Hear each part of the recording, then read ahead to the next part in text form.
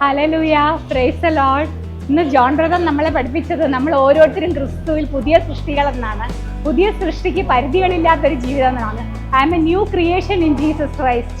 അപ്പം പരിശുദ്ധാത്മാവ് നമ്മുടെ ഉള്ളിൽ വരുമ്പോൾ, അതായത് നമ്മൾ സ്നാനപ്പെട്ട ദിവസം നമുക്കറിയാം കർത്താവ് നമ്മുടെ ഉള്ളിൽ വന്നെന്നൊക്കെ ആ ബോധ്യത നമ്മുടെ ഉള്ളിൽ നമുക്ക് മനസ്സിലാക്കണം. കാരണം ഹോളി സ്പിരിറ്റും ഞാനും ഇനി രണ്ടല്ല, ഇനി ഒന്നാണ്. ഇപ്പം കർത്താവിൻ്റെ ശരീരത്തിൻ്റെ ഒരു ഭാഗമായി നമ്മൾ ഓരോരുത്തരും മാറി. പരിശുദ്ധാത്മാവ് നമ്മുടെ ഉള്ളിലുള്ളപ്പോൾ ഇരുട്ടിൻ്റെ ശക്തികൾക്കോ രോഗങ്ങൾക്കോ പരാജയങ്ങൾക്കോ ഒന്നും ഒരു സ്ഥാനമില്ല.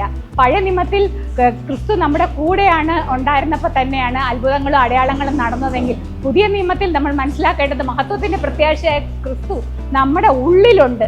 അതാണ് നമ്മൾ മനസ്സിലാക്കേണ്ടത്. പഴയ നിയമം പഠിപ്പിച്ചത് നീ പാപം ചെയ്യരുത്, തെറ്റ് ചെയ്യരുതെന്നാണെങ്കിൽ പുതിയ നിയമം പഠിപ്പിച്ചത് നീ കർത്താവിന്റെ ശരീരമാ, നിനക്കെങ്ങനെയാടാ ഇനി പാപം ചെയ്യാൻ പറ്റുക എന്നതാ.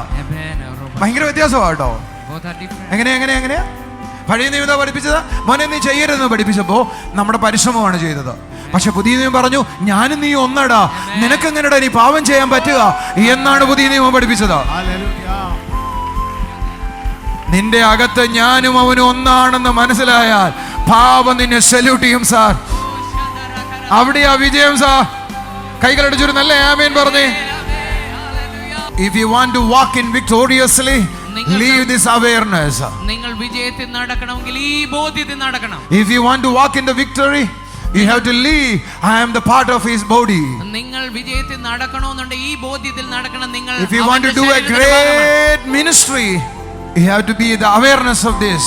നിങ്ങൾക്ക് ഒരു വലിയ ശുശ്രൂഷ ചെയ്യണമെങ്കിൽ ഈ ബോധ്യത്തിൽ നിങ്ങൾ നടക്കണം. If you want to do healing, if you want to prophesy, if you want to become a word of God, I tell you, live in this understanding. നിങ്ങൾക്ക് വചനമോ പ്രവചനമോ രോഗശാന്തിയോ എന്തുമായിക്കോട്ടെ നിങ്ങൾ ഈ ബോധ്യത്തിൽ നടക്കണം.